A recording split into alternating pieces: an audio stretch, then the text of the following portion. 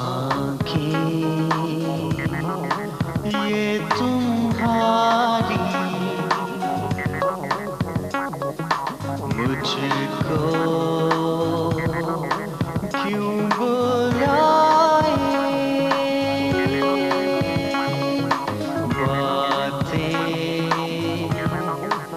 ये तुम्हारी दिल में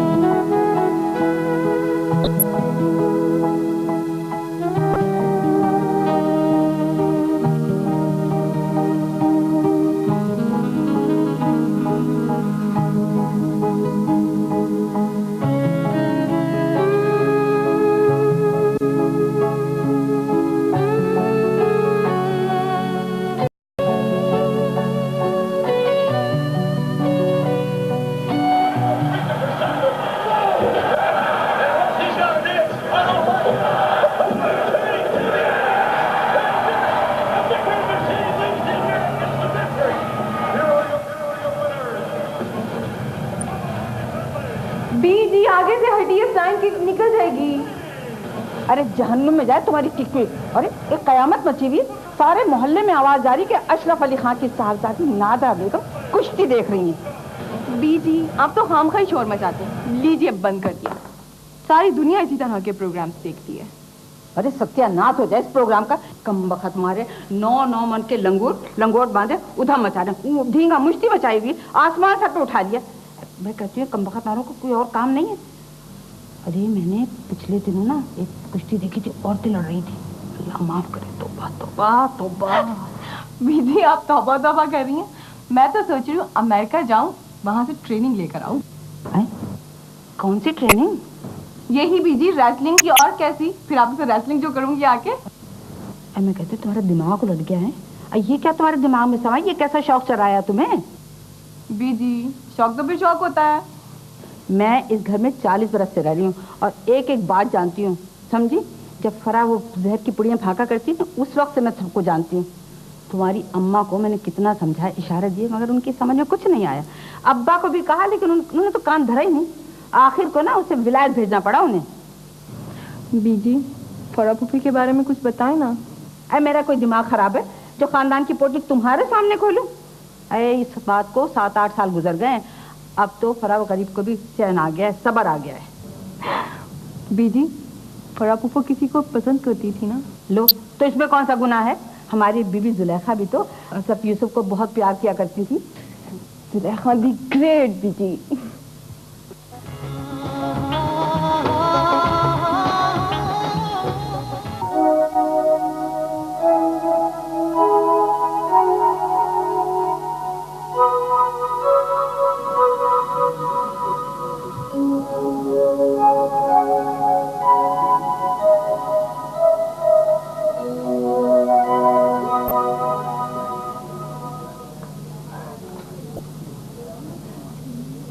एक्सक्यूज मी, आप फरा हैं? जी हाँ। माय गॉड, तुम ज़हरा हो? ओह माय गॉड, गॉड आज मैंने कुछ और मांगा था तो मुझे वो भी मिल जाता। इतना मेरे से बात, तुमसे मुलाकात हुई, पूरे 8 साल बाद आई हूँ मैं वापस, पता है। और मैंने इस में तुम्हें इतने खत लिखे लेकिन किसी का भी जवाब नहीं आया।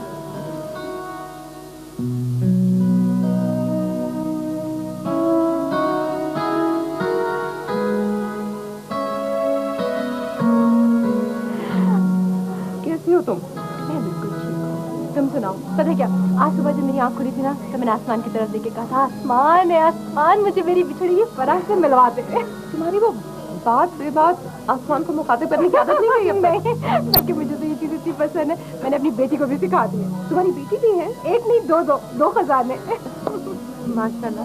मुझे तो तुम्हारा कुछ पता ही नहीं चला कि तुम कब कहाँ गई, तुम्हारी शादी हुई, तुम्हारे वालिद का ट्रांसफर हो गया था ना? हाँ हो गया था, बस ट्रांसफर होते ही शादी हुई और मेरा ख्याल में हार्डली शायद 2 या 3 हफ्ते के अंदर अंदर मैं इंग्लैंड शिफ्ट हो गई थी और उसके बाद से बस अब वापस आई। तुम बताओ? बस बहुत वक्त गुजर गया, बहुत कुछ हुए। मिलो ना। लेकिन I'm sorry फरा, एक्चुअली भैया अब इंतजार कर रहे हैं बाहर, एहसन पहुंचने वाले हैं आधे घंटे में ना, मुझे एयरपोर्ट पहुंचना है लेने के लिए। तुम जल्दी से अपना नंबर बताओ ताकि मैं बोलो। 587-234-5 फिर फोन पे बातें होंगी।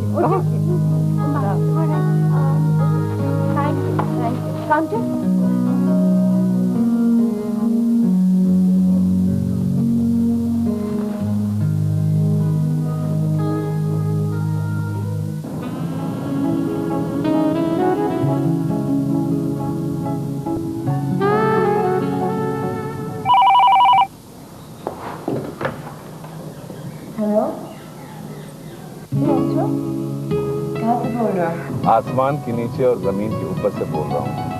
शुक्र है कि तुम जमीन के नीचे और आसमान के ऊपर से नहीं बोल रहे। अरे तुम खुदा का शुक्र अदा करो कि ऐसा नहीं है, वरना तुमने कहा कि 2 बोल पढ़ने से पहले ही बेवा हो जाती। तुमने इसी तरह की फजूल बातों के लिए फोन किया था? अरे हरगिज नहीं, मैंने तो सिर्फ इसलिए फोन किया कि आपसे एक अदद मुलाकात का सवाल है। अब ज्यादा बकबक बंद करो, ये बताओ कि कब और कहाँ मुलाकात हो रही है? 1 घंटे बाद उसी कॉफी शॉप में। Okay boss. Okay bye.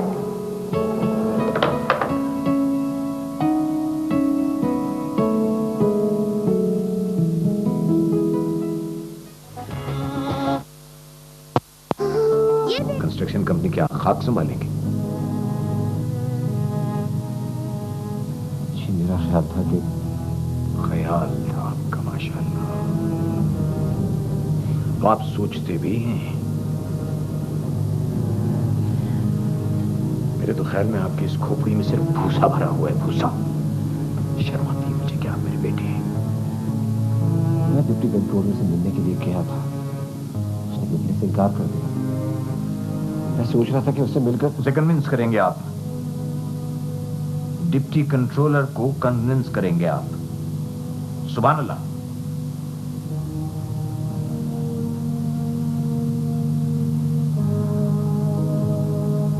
मेरे साहबजादे, ये जो कंस्ट्रक्शन कंपनी है इसमें करोड़ों अरबों रुपया मेरा स्टेक है, और आप न जाने किस खाने खरगोश में उतना है। अब आप मेरी बात तो सुने। क्या खास बात सुनूं तुम्हारी में?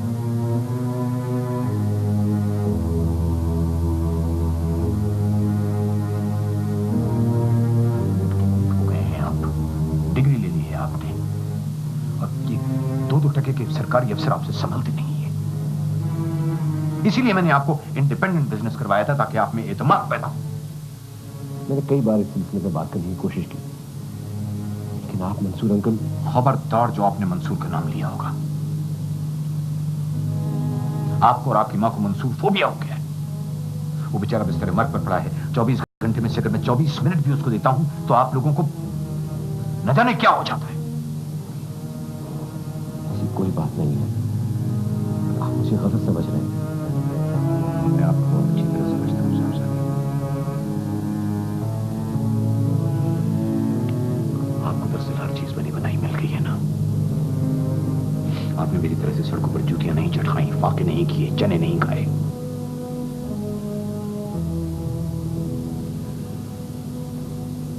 बहुत अच्छी तरह जानता हूं कि आप बहुत ग्रेट इंसान हैं। No, I am not great. मैं इंतहाई बदबख्त इंसान हूं जिसने तुम जैसे बेटे को जन्म दिया जो नॉन अचीवर है, जो अच्छी गाड़ी में सिर्फ इसलिए घूमता फिरता है कि उसके बाप ने कमाया है। तुमने तो खुद एक फूटी कौड़ी भी नहीं कमा कर दी। आप मुझे ये फाइल्स और नक्शा दे दें, मैं अभी जाके डिप्टी कंट्रोलर से मिलता हूं। आप तशरीफ ले जाइए यहां से साहबजादे। मुझसे बात करते हुए तो आपकी जबान में लुकनत आ जाती है, आपके हाथ पैर कांपने लगते हैं। आप उस डिप्टी कंट्रोलर को क्या समझाएंगे?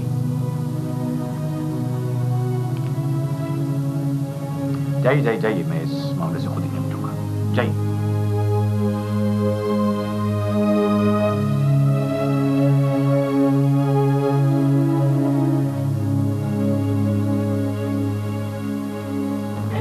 कुछ याद है आपको कल यहाँ आपके साथ क्या गुजरी थी? माय गॉड, मेरी 7 पुश्तों की तौबा, जो मैं कभी दोबारा बच्चों के लिए कोई काम कर दूं।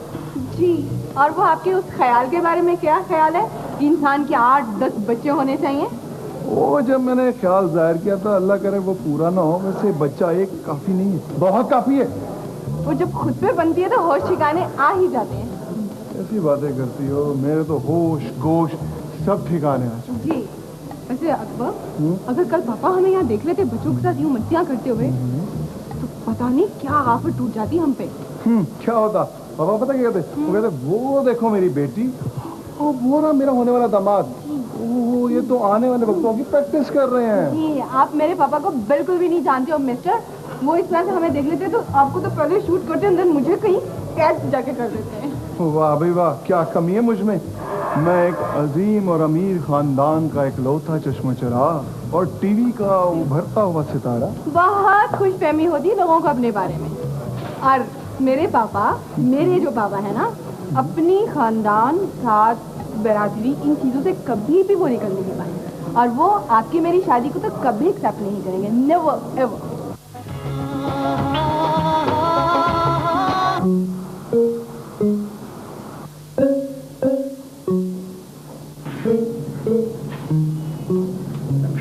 क्या मसरापन है? दफ्तर आए तो ढंग से बैठो। भाई बैठने से पहले मैं ये देखना चाह रहा हूँ कि आपके अब्बा ने आपको 2500 वोट का झटका लगाया या 5000 वोट का? मैं जलील ख्वार होके आ रहा हूँ और तुम्हें मसरापन सूझा हुआ है? मसला नहीं, आप मुझे लखलखा कहिए। लखलखा क्या बना है? जब आदमी बेहोश हो जाता है ना तो उसे सुंघाया जाता है। जैसे आपके वालिद मोहतरम आपका नीम जहां वजूद इस दफ्तर में इरसाल कर देते हैं तो आपको होश में लाने के लिए मैं अपनी बात इस्तेमाल करता हूँ। शमशाद, तुमसे किसने कहा था कि बीए के साथ साथ उर्दू अदब भी घोल के पी जाओ? अरे भाई आहिस्ता बोलो ना भाई, ये तो उस जमाने की बात है कि जब बीए के एनरोलमेंट फॉर्म पे तस्वीरें लगा करती थी। अब हमारा नाम ऐसा है कि खवातीन के ज़माने में भी आता है और मर्दों के ज़माने में भी आता। इससे तुम्हारे बीए पास करने का क्या ताल्लुक है? देखो भैया, ये तब की बात है कि जब हम चौथी दफा बीए में फेल होने की तैयारी कर रहे थे, उस वक्त हमारी मुलाकात तुम्हारी भावत से हो गई। ये तुमने भाभी वाली बात तो पहले कभी नहीं बताई। सारी बातें पहली मुलाकात में थोड़ी बताई जाती हैं। तो इसका मतलब तो ये हुआ ना कि भाभी ने वफाशार होने का सबूत दिया। अगर वो पकड़ी जाती तो सीधे थाने में जाती। ओहो भाई, उस वक्त हमारी शादी थोड़ी हुई थी। अभी तक उन्होंने वो एनरोलमेंट कार्ड संभाल के रखा हुआ। जरा आवाज ऊंची करता हूँ तो यूं लहरा देती है धमकियां में लहजे में। अब बात समझ में आई। रक्षा भाभी के सामने तुम्हारी घिघी क्यों बनी रहती है? ओ यार, मेरी घिघी को छोड़ो, ये बताओ कि तुम्हारे अब्बा ने क्या सलूक किया तुम्हारे साथ? यार मेरे जख्मों में नमक ना छिड़को। दोस्तों तो मेरी मदद करो ना।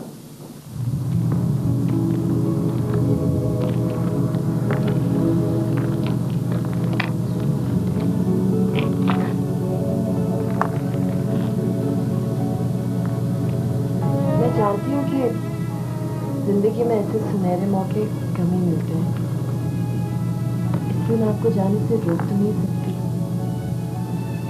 लेकिन पता नहीं क्यों मेरा दिल कह रहा है कि आपके इस तरह जाने से हमारे बीच बहुत मसाइल खड़े हो जाएंगे। मसाइल? मैं समझा नहीं। बाबा की हालत दिन ब दिन बिगड़ती जा रही है। अम्मी का यूं अचानक चले जाना उनको बिल्कुल तोड़ चुका है। मैं भी उनको अपना सारा वक्त दे नहीं पा रही और अच्छी घबराहट सी होती है। ऐसे में अगर आप चले जाएंगे तो मैं तो बिल्कुल अकेली रह जाऊंगी। क्या हो गया तुम्हें? सिर्फ 6 महीने के लिए तो जा रहा हूं मैं जानता हूं मुझे इन हालात में तुम्हें छोड़ के नहीं जाना चाहिए, मगर ये भी तो देखो ना कि इस ट्रेनिंग के लिए लोग कितनी सिफारिशें करते हैं, क्या क्या कुछ करते हैं, और मैं मेरिट पे जा रहा हूं। मैं जानती हूँ, मैं ये सब कुछ जानती हूँ और मैं आपके लिए बहुत खुश भी हूँ, मगर पता नहीं क्यों अजीब दिल घबराता है।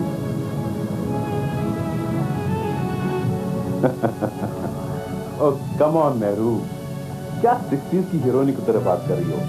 मेरा दिल घबरा रहा है, कबर काएं कर रहा है, मेरी आंख फड़क रही थी। I guess you're right. पता नहीं बाबा की बीमारी और अम्मी का यूं चले जाना, पता नहीं मुझे क्या हो गया। मैडम, आप दिल की बुनियादों में फौरन फौलादी सीमेंट डालिए और सुबह इत्मीनान के 2 शरबत पीजिए। और हाँ, अल्लाह शाफी अल्लाह काफी कहना मत भूलना। आपको तो सारे वक्त मजाक ही सूझता रहता है। अब बहुत देर हो चुकी है, चलो।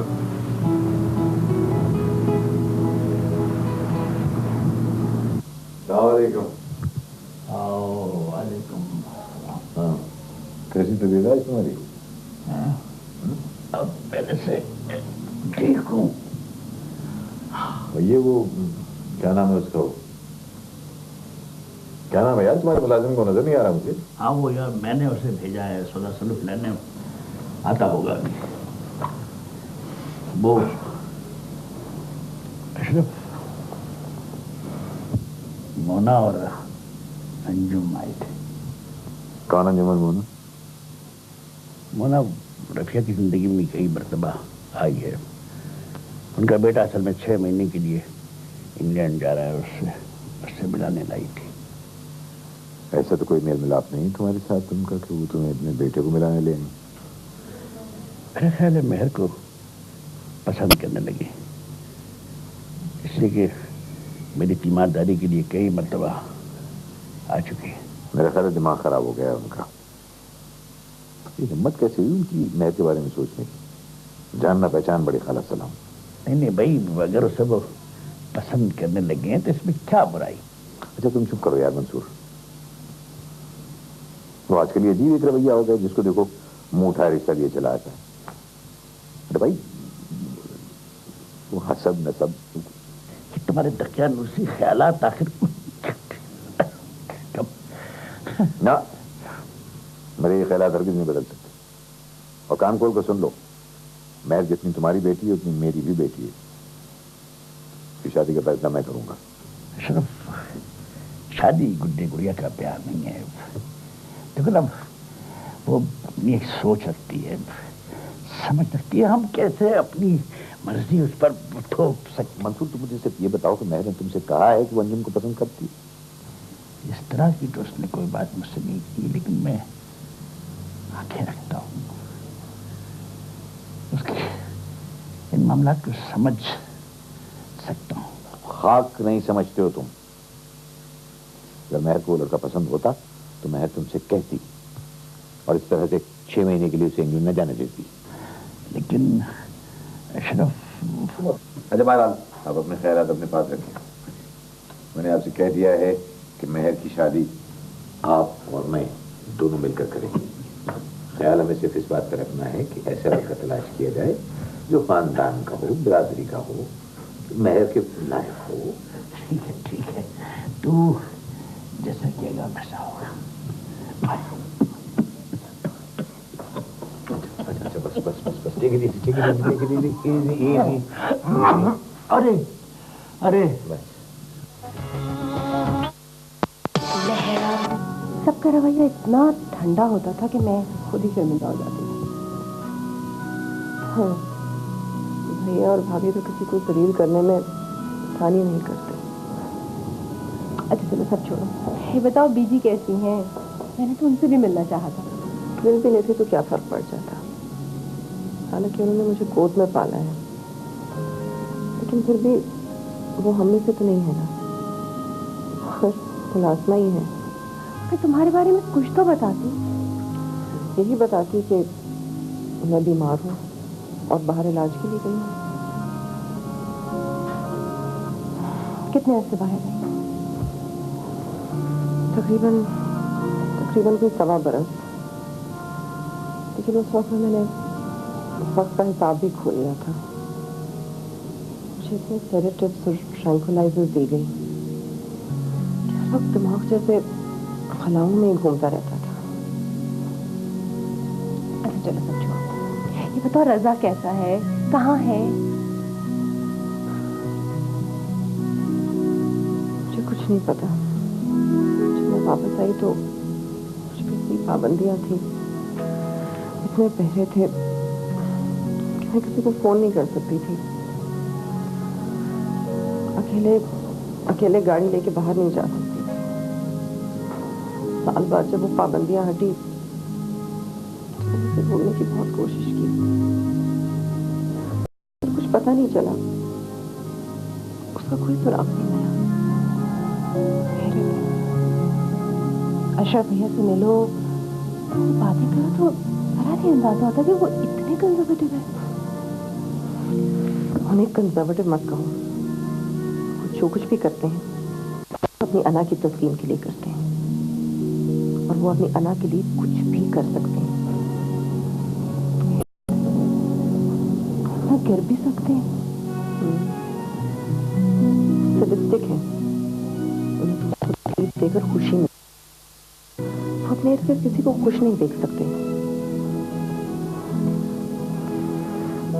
उस लड़की से शादी करना चाहते थे, कर नहीं सके। उसके बाद से वो ऐसे हो गए। भाभी से शादी की, मुझे सब कुछ दिया, मगर कभी भी कोई खुशी नहीं दी। बच्चों को दुनिया जहां की दौलत में तोड़ दिया, और फिर सारी जिंदगी दूल्हा भर मोहब्बत भी नहीं दी। मुझे उन्हें तोड़ के फेंक दिया और पलट कर भी नहीं देखा।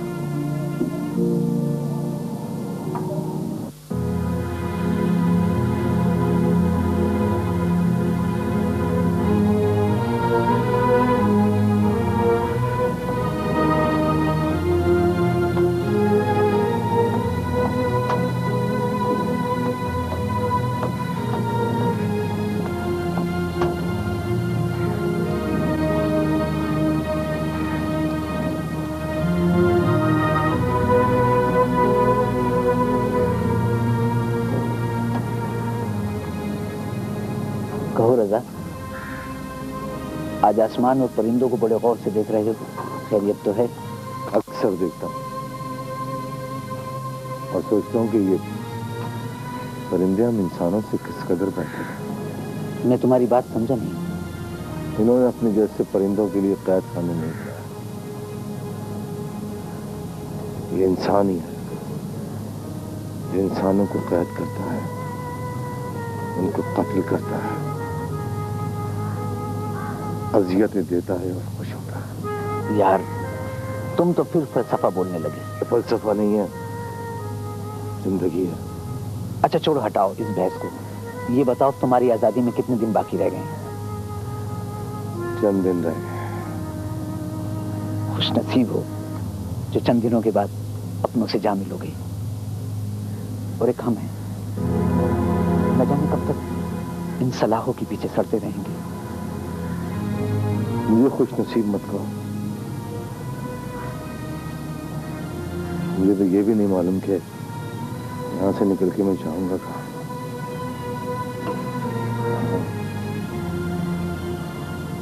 कुछ मेहरबानी की तलाश है, मैं जरूर तलाश करूं।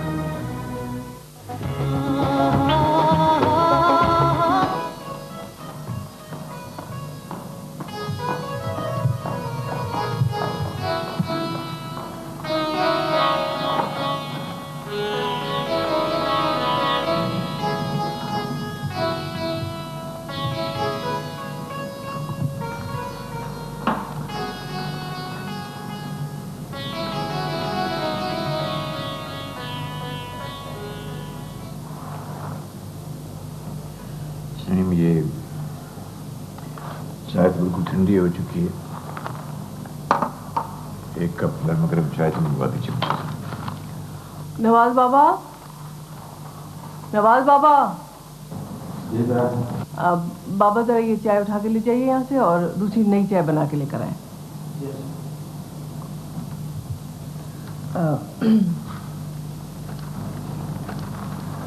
सुनिए, ये अखबार में इश्तिहार देखा है आपने? क्या खास बात है इसमें? इसकी पब्लिसिटी तो टेलीविजन पे भी बहुत हो रही है। तो फिर क्या ख्याल है आपका? क्या ख्याल हो सकता है? मैं समझा नहीं, आपका मतलब क्या है? क्यों ना हम दोनों भी दुबई फेस्टिवल में चलें शॉपिंग के लिए?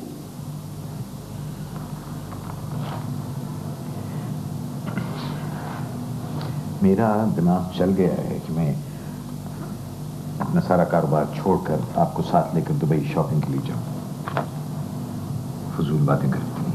आपको तो मेरी हर बात फजूल लगती है। अच्छा, अगर आपके पास टाइम नहीं है तो ऐसा करें कि मुझे भेज दें? जी हाँ, और घर बैठे बैठाए लाखों रुपए फूंक दूं। क्योंकि 4-5 लाख रुपए तो आप कैश लेकर जाएंगे, बकिया जो आपके क्रेडिट कार्ड्स हैं उनकी सारी लिमिट खत्म करके वापस आएंगे। तो क्या हुआ, 1 करोड़पति की बीवी भी तो हूँ। मेरे पास उस किस्म की फजूल खर्ची के लिए पैसे नहीं है। मेरे लिए तो आपके पास कभी पैसे होते ही नहीं। रफिया भाभी बीमार हुई, लाखों रुपए खर्च किया आपने। अब मंसूर भाई बीमार है, दोनों हाथों से रुपए बहा रहे हैं आप। नहीं आपके पास पैसे?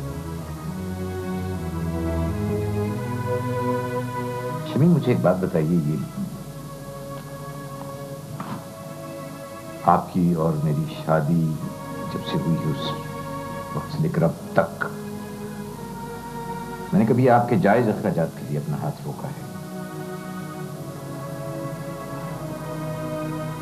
लेकिन ये जो आपका दुबई और लंदन जाकर शॉपिंग करने वाला काम है, इसके लिए ना पैसे मेरे पास थे, ना है और ना होंगे।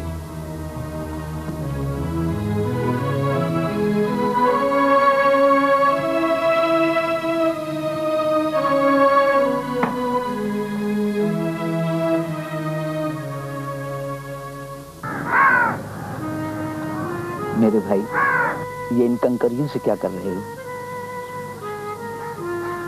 इन कंकरियों को देखता हूँ तो मुझे महल याद आते हैं, घर याद आते हैं। भैया, तुम्हारी एक मुश्किल के दिन तो कट गए, लेकिन अब दूसरों की मुश्किल के दिन शुरू हो गए। देखो भैया, तुम किसी अच्छे घर के चश्मे चला लगते हो, ये इंतकाम वगैरह के चक्कर में ना पड़ना। मुझे देखो, दिमाग ने जरा सी गर्मी खाई थी, वरना आज मैं भी अपने घर में होता और मेरी शादी भी हो चुकी होती। मैं तो ठंडे दिमाग का आदमी था। ये तो सब ऊपर वाले का तमाशा है, क्या से क्या दिखा देता है। किसी को तख्त पर बिठा देता है और किसी को तख्ते पर लटका देता है। अपने किए धरे का इल्जाम ऊपर वाले पे क्यों डाल देते हैं? एक बात कहूं भैया, बुरा तो नहीं मानोगे? जिंदगी का बुरा नहीं माना मैंने, तुम्हारी बात का क्या माना? यहां से जाने के बाद मेरी मां से जा मिलोगे? हाँ, मिल लूंगा। तुम कोई खत देना चाहते हो तो मैं खत भी पहुंचा दूंगा। ठीक है भैया, खुदा तुम्हें मेरी उम्र भी लगा दे। बस यहाँ अपनी उम्र नहीं कट रही, तुम्हारी लग गई तो क्या होगा? जाओ अपना काम करो। ठीक है, जा।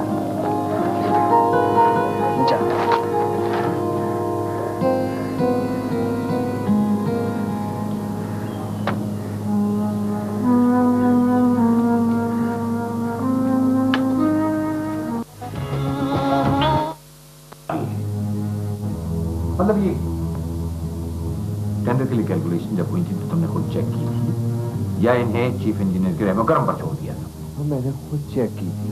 तो फिर तुम अकल ही के नहीं, आंख के भी अंधे हो। साहबजादे, ये कैलकुलेशन में जिन स्टील बार्स का जिक्र किया गया है उनसे कशीदाकारी तो की जा सकती है, 7 मंजिल की बिल्डिंग का बोझ नहीं उठाया जा सकता। ऐसे कैसे हो सकता है? टाइपिंग एरर हो गया। गालिबन कंसर्न डिपार्टमेंट में जाकर भी आप यही कहते हैं, कैलकुलेशन की गलती हो गई है। इंसान की तो गलती होती है। बेशक बेशक। सॉरी। सॉरी, ये अंग्रेजी भी अजीब जुमला इजाद कर गए हैं। I am sorry.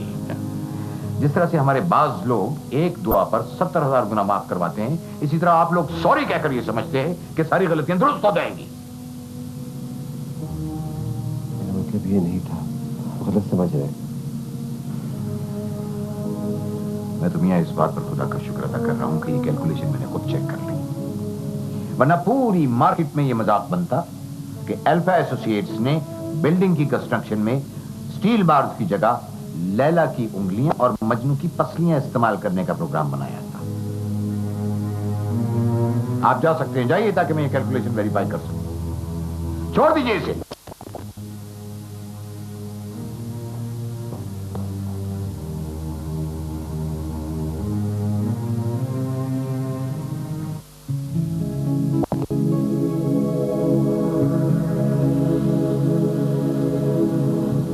अब सारी फॉर्मेलिटीज को होने में कितना वक्त लग जाएगा? 5-7 दिन लगेंगे। उसके बाद बंदा फुल कर उठ जाएगा। आप अपने सफर के ख्याल से काफी खुश नजर आते हैं। सफर तो मैंने बहुत सारे किए हैं, लेकिन इस वक्त मुझे खुशी इस बात की हो रही है कि मैं अपने मेरिट पे सेलेक्ट हूं। इस बात की खुशी तो मुझे भी बहुत है, लेकिन बस ऐसे ही चाहता था कि इस मुश्किल वक्त में आप मेरे साथ। ये बताएं कि आंटी कैसी हैं? ठीक है, मेरे जाने से मिलकर तुम्हारी और मेरी बात करना चाहे, लेकिन मैंने उन्हें मना कर दिया कि देखो ना, अंकल की तबीयत ठीक नहीं है। आपने ठीक किया। आंटी अम्मी से आई एम श्योर कि मैंने तुम्हारे घर के इतने चक्कर लगाए कि अब वो मुझे जान गए हैं। सोचता हूँ जाने से पहले एक बार उनसे मिलना। हाँ, जरूर मिल लीजिएगा। वैसे भी 6 महीने इतना लंबा अर्सा होता है, ऐसे में न जाने क्या हो जाए। मेहरू, दिल छोटा मत करो भाई। 6 महीने क्यों गुजर जाएंगे पता भी नहीं चलेगा। उसके बाद मैं वापस आ जाऊंगा और दोनों मिलकर मसला हल कर लेंगे ना। ठीक है, आओ चलो चलो चलो।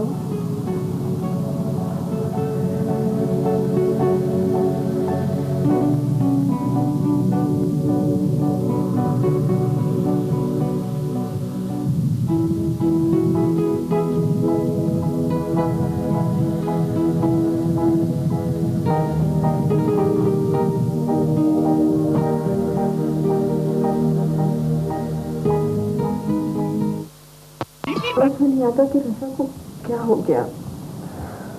मैं तो भैया के हाथों मजबूर थी, मगर तो कुछ कर सकता था।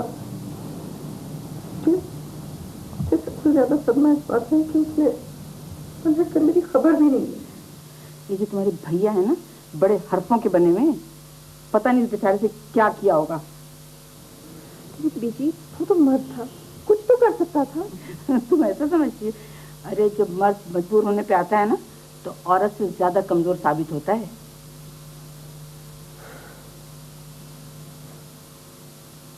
क्या आपको आज की तारीख याद है? नहीं, याद नहीं। दिल पे लिखी है, दिल पे। अरे जैसा सलूक तुम्हारे भैया ने तुम्हारे साथ किया ना, अल्लाह करे कि उसके आगे आए। नहीं बीजी, प्लीज ऐसे ना कहो। आखिर आरिफ और नादरा मेरा ही खून है। मत नाम लो इस खून का। यही खून है जिससे पता नहीं कितने लोगों को मरिया मेट किया है। आपके गुस्से से डर लगता है। अच्छा छोड़ो इस पुराने खच्चर को, लोग कुछ खा लो। तुम सुबह से फाका कर रही हो, खाओ चलो। बीजी कैसा फाका? हर साल जब ये दिन आता है ना, मेरा जी चाहता है कि मैं सोग मनाऊं। तुम्हारा सही था कहीं बेटा ऐश कर रहा होगा, और तुम यहाँ बैठी सोग बना रही हो। जी आपके पास मुझे अमानत महसूस है ना? हाँ है महसूस, लेकिन बेटा अब तुम उसे भूल जाओ। नहीं दीदी, उसे भुलाने नहीं चाहती। देखना चाहती हूँ, बहुत दिन हो गए उसे देखे हुए। मैं तुम्हारी अमानत देख सकता हूँ,